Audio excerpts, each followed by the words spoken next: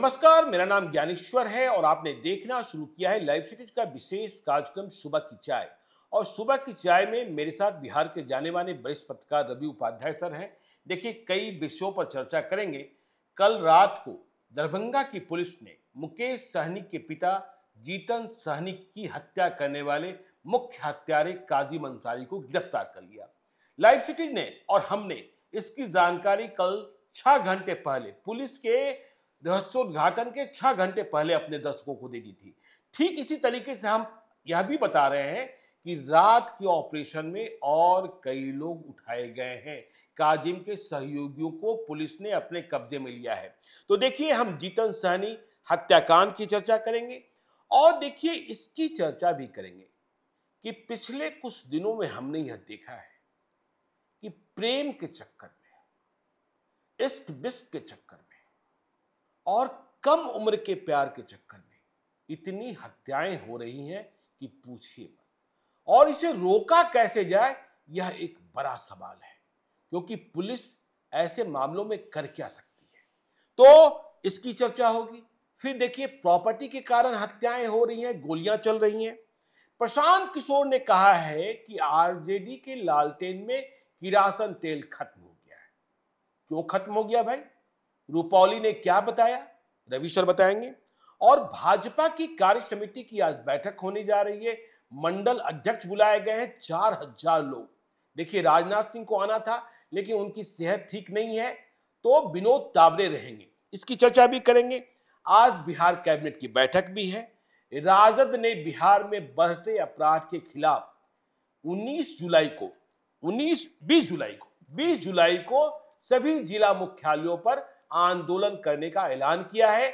और देखिए, law and order के मसले पर ही बिहार के मुख्यमंत्री नीतीश कुमार कल 19 जुलाई को सीधी बैठक करने जा रहे हैं सभी जिलों के डीएम और एसपी के साथ। वीडियो कॉन्फ्रेंसिंग होगी, डीजीपी होंगे, चीफ सेक्रेटरी होंगे, होम सेक्रेटरी होंगे, क्योंकि विपक्ष सवाल उठा रहा है। और नीतीश कुमार की यूएसपी लॉ एंड ऑर्डर है। ठीक है, डिटेक्शन हो रहे हैं, लेकिन अपराध और अपराध की प्रवृत्ति, इस पर चर्चा होगी। तो सबसे पहले जीतन सहनी हत्याकांड का उद्भेदन, यह तो कल हो गया सर। निश्चित रूप से देखिए, जिस तरह से पुलिस ने त्वरित ज्ञानेश्वर जी एसआईटी गठन किया, कितना एक्शन मोड में आया और काजिम अंसारी की गिरफ्तारी हुई। और जो आपके पास जानकारी है, आपके पास तो और कुछ जानकारी है।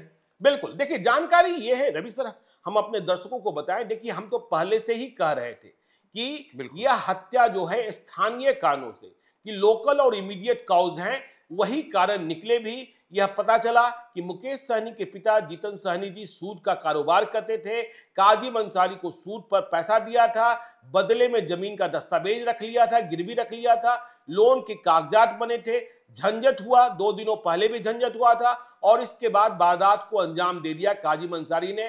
कैसे दिया और क्या साक्ष्य मिले, इसके बारे में हम कल रात को बता चुके हैं। हमारे दर्शक वह वीडियो देख सकते हैं। लेकिन देखिए, नई बात क्या है, पुलिस ने भी माना है कि इस वारदात में अकेले काजिम अंसारी शामिल नहीं था, उसके साथ कई और लोग थे। तो जो लोग साथ में थे उनमें से भी अधिकांश पुलिस द्वारा उठा लिए गए।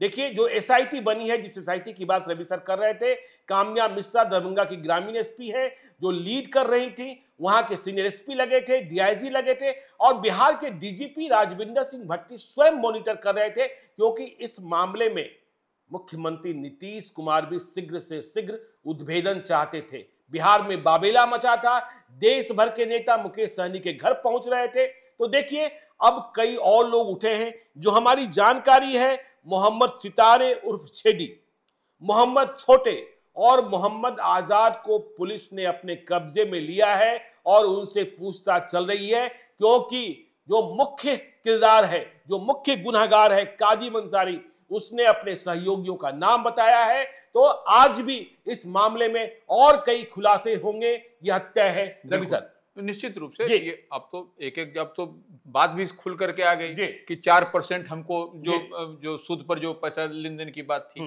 जो उनके पिताजी जो 4% तो आप हिसाब समझिए रवि सर कि 1 लाख रुपए पर 4%, यह वार्षिक नहीं है, यह मासिक है। तो 1 लाख का ब्याज 4,000 रुपया, बिल्कुल। और साल भर यदि आप नियमित देते रहे तो 48,000 रुपया, साल का 48% हुआ।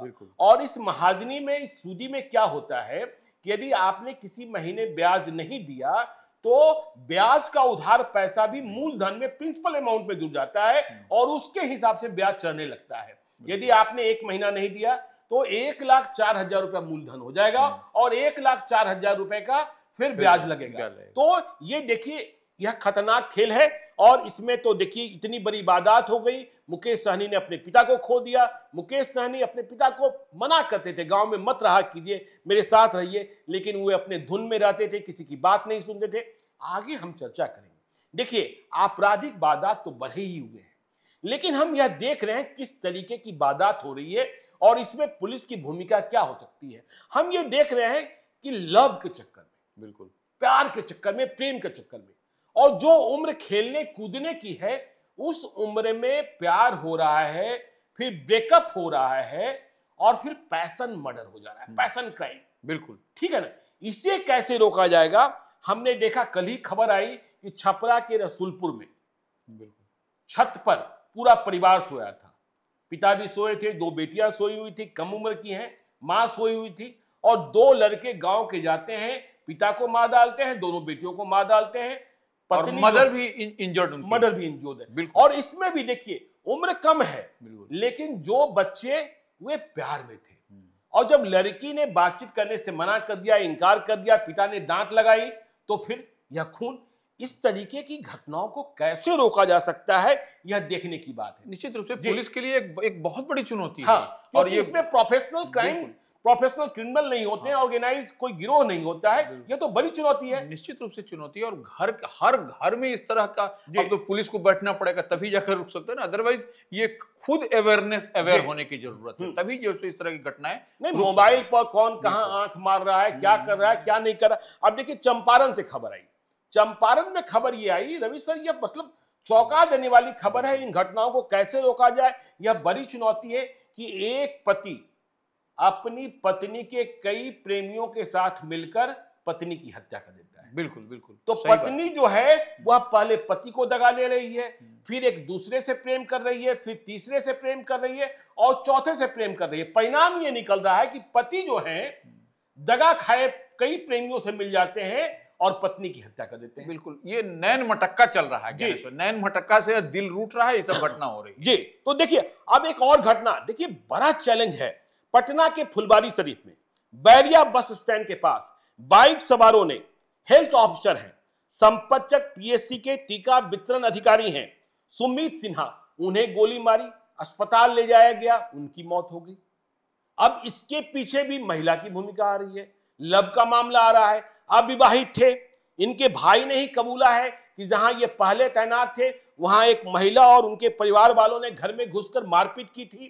तो देखिए ऐसी घटनाएं निश्चित रूप से ये तो चैलेंज वाली बात है। सोसाइटी के लिए भी दुख है। ये तो खुद तो अपना जान वो खो ही देते हैं, सोसाइटी के लिए भी ज्ञानेश्वर जी बहुत बड़ी चुनौती है ये कि कैसे इस तरह की घटनाओं पर रुके। और हर घर पर आप देखिए कुछ न कुछ इस तरह का। अभी देखिए पिछले ही हफ्ते हमने सुना फतुहा में पोते ने, ग्रैंडसन ने अपने ग्रैंडफादर को गोली मारकर मौत के घाट उतार दिया। पोते ने दादा को मार दिया, प्रॉपर्टी का लालच।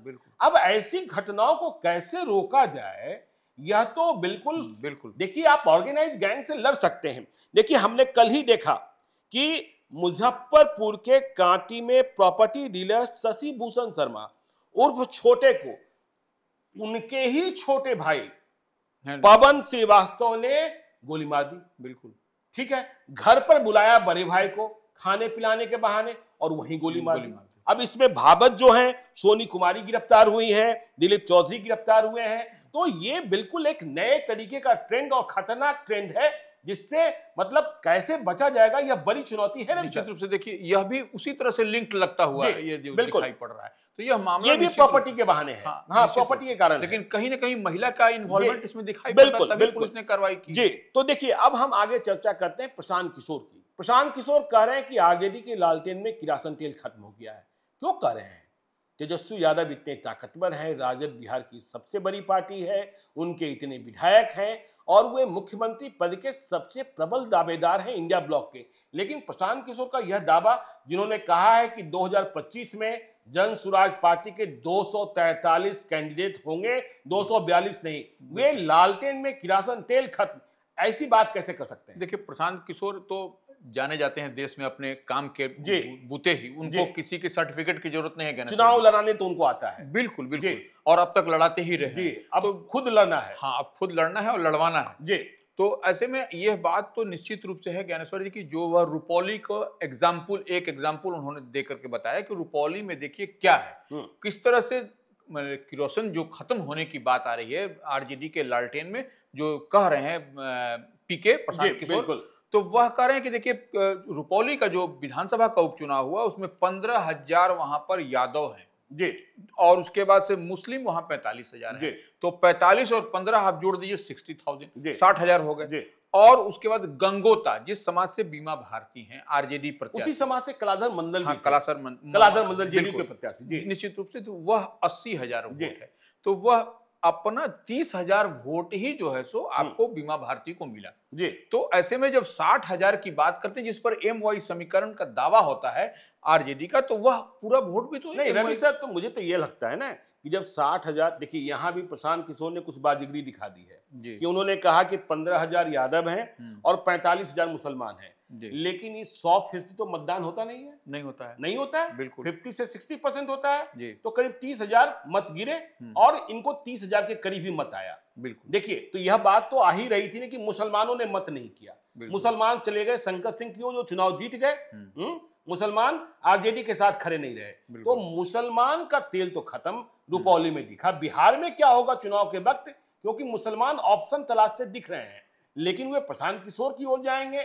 यह भी समझने की बात है। नहीं, वो नहीं कह रहे हैं, वो ये बात कह रहे हैं कि ठीक है, मान लीजिए उनको तो यादव का वोट माने 15,000 मिला, 15,000 वोट 15,000 मान लिया जाए, नहीं 15,000 के 15,000 तो पोल नहीं होंगे ना, पोल नहीं होगा, तो वही कह रहे हैं 30,000 ही टोटल उनको वोट मिला, ये प्रशांत किशोर अपना कह रहे हैं। तो 30,000 वोट में मुस्लिम में तो डेंट लगा, जी, मुस्लिम में तो डेंट ही डेंट था, हाँ, डेंट ही डेंट था। गंगोता का मत नहीं मिला, गंगोता का भी मत नहीं कम मिला, और यादव में भी जितना उनको चाहिए था, तो यही वो कह रहे हैं कि वही किरोसिन जो है सो लालटेन में धुकधुका रही है, लेकिन एक बात तो सत्य है ना कि आज भी बिहार में यादव जो हैं वह लालू यादव के खूंटे में बंधे हुए हैं।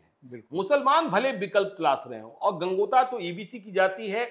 देखिए, नीतीश कुमार ने वहां कलाधर मंडल को खड़ा कर दिया था, तो देखिए वोटों का विभाजन हुआ और कलाधर मंडल को अधिक मत मिला गंगोता का, इसमें भी कोई शक नहीं है। बिल्कुल। हाँ, तो प्रशांत किशोर का यह दावा, प्रशांत किशोर 2 अक्टूबर को जन स्वराज पार्टी लॉन्च करने जा रहे हैं और ये कह रहे हैं कि 2025 में चाहे जब भी बिहार विधानसभा का चुनाव हो, हमारी भूमिका बड़ी भूमिका होगी। नहीं, एक लाइन और कह रहे हैं ज्ञानेश्वर जी कि इस बार जो माने रुपौली का एग्जाम्पल देते हैं कि इस बार जात पर वोट नहीं हुआ, जात पर वोट नहीं हुआ। हाँ, ये प्रशांत देखिए, ये रुपौली में अब हम ये कह सकते हैं कि वहां राजपूत भी बहुत नहीं थे, फिर भी शंकर सिंह जीत गए। हाँ, लेकिन मुसलमान उनके साथ चले गए। और खबर यह भी आ रही थी कि चाहे पप्पू यादव का चुनाव हो, पवन सिंह का चुनाव हो, चाहे हिना साहब का चुनाव हो, चाहे अब शंकर सिंह का चुनाव, कहीं ना कहीं पीछे से प्रशांत किशोर की टीम के कुछ सदस्य लगे थे, ऐसी खबरें भी रही हैं। चलिए आगे चर्चा करते हैं। आज भाजपा की कार्य समिति की विस्तारित कार्य समिति की बैठक है, बड़े बड़े नेता आ रहे हैं। पहले राजनाथ सिंह को आना था, उनकी सेहत खराब हो गई, विनोद तावरे आ रहे हैं और प्रखंड अध्यक्ष छोड़िए मंडल अध्यक्ष तक बुलाए गए हैं। तो बड़ी बैठक, बड़ी समीक्षा, इस पर मंथन होगा कि लोकसभा चुनाव में 39 से 30 पर एनडीए कैसे आ गया, क्यों बीजेपी की सीटें घट गई, बीजेपी की सीटें जेडीयू से भी अधिक घटी, चिराग पासवान का स्ट्राइक रेट 100% रहा, और आगे आने वाले विधानसभा चुनाव को लेकर क्या चुनौतियां हैं, क्या खबर है सर? देखिए, निश्चित रूप से मंडल अध्यक्ष की बात हम लोग करें, मंडल अध्यक्ष सबसे निचला है, पायदान पर हैं ये लोग, तो इन लोगों को बुला करके, और माने तमाम तो ऐसे तो जीते हुए हारे हुए विधायक, विधान पार्षद पार्षद, एमपी जो भी हैं, सब लोग आ रहे हैं। केंद्र में जो मंत्री हैं नरेंद्र मोदी कैबिनेट में भारतीय जनता पार्टी कोटे से, वह सारे लोग हैं ज्ञानेश्वर जी। लेकिन उसके बाद यह समझने वाली, सब में यह चिंता का विषय है कि किस तरह से भाजपा का इस बार प्रदर्शन अच्छा नहीं रहा। और ये देश के स्तर पर विस्तारित कार्य समिति की बैठक हो रही है भारतीय जनता पार्टी की, हर स्टेट में अलग अलग डेट में हो रही है। तो ये जो है सो आज यहाँ पर भारतीय जनता पार्टी की विस्तारित कार्य समिति की बैठक है, जिसमें 4000 का कहा जा रहा है कि 4000 लोग आ रहे हैं। तो ये 4000 लोग नहीं है, वह विस्तारित कार्य समिति के सदस्य हैं। तो आज भाजपा की बैठक पर ध्यान रखना होगा। देखिए, इंडिया ब्लॉक ने यह फैसला किया, राजद मुख्य पार्टी है, कल फैसला किया कि बिहार में बढ़ते अपराध के खिलाफ 20 जुलाई को जिला मुख्यालयों पर आंदोलन करेंगे। जगदानंद ने बैठक बुलाई थी, तमाम पार्टियों के नेता शामिल थे। जीतन सहनी की हत्या को लेकर भी चर्चा हुई कि किस तरीके से इस हत्याकांड को अंजाम दिया गया, पुलिस क्या कर रही है। तेजस्वी यादव के बारे में कहा जा रहा है कि वे अभी देश में नहीं है, विदेश में है, कब लौटेंगे इसकी जानकारी किसी को ठीक से नहीं है। लेकिन इंडिया ब्लॉक आंदोलन के रास्ते पर जा रहा है विधि व्यवस्था को लेकर। निश्चित रूप से प्रतिरोध मार्च, मैंने आरजेडी ने यही कहा है, प्रतिरोध मार्च निकाला जाएगा और सभी जिला मुख्यालयों में प्रदर्शन होगा। और ये बताया जाएगा कि देखिए, लॉ एंड ऑर्डर के मामले में नीतीश सरकार, बिहार की सरकार जो है, एनडीए की सरकार, वह फेलियर है। बिल्कुल, यही साबित करने का प्रयास किया जाएगा और आरजेडी की ओर से जो मुख्य विपक्षी पार्टी है जी। चलिए, तो देखिए, लेकिन देखिए आरजेडी ने तो कह दिया कि 20 जुलाई की, लेकिन उसके पहले ही कल 19 जुलाई को Nitish Kumar law and order को लेकर समीक्षा बैठक बुलाए हैं। डीजीपी रहेंगे, होम सेक्रेटरी रहेंगे, चीफ सेक्रेटरी रहेंगे, उनके परामर्शी रहेंगे और सारे डीएमएसपी। तो नीतीश कुमार समीक्षा करने जा रहे हैं, आखिर क्यों आपराधिक वारदातें बढ़ी हैं और पुलिस क्या कर रही है। देखिए, नीतीश कुमार का तो हम लोग जानते हैं कि उनकी यूएसपी क्या है, सुशासन, जीरो टॉलरेंस। तो यह जो है सो यह निश्चित रूप से कहीं न कहीं ये जो बट्टा लगता हुआ दिखाई पड़ रहा है, तो यह नीतीश कुमार उसी तो अपनी यूएसपी को बरकरार रखने के लिए हर तरह का वो काम करते हुए नजर आएंगे ज्ञानेश्वर जी। तो इसीलिए जो है सो बैठक रखा है, उसके बाद से हर डीएमएसपी से वह ऑनलाइन वो संवाद करेंगे, वीडियो कॉन्फ्रेंसिंग। चलिए, तो देखिए, सुबह की चाय को हम यही खत्म करते हैं। आप लाइव सीरीज को देखते रहिए। यदि अब तक आपने हमारे यूट्यूब चैनल लाइव सीरीज को सब्सक्राइब नहीं किया है तो जरूर कर लीजिएगा। और यदि इस वीडियो को आप फेसबुक पेज के माध्यम से देखें तो पेज को लाइक कीजिएगा, ट्विटर पर भी हमें फॉलो कीजिए। धन्यवाद।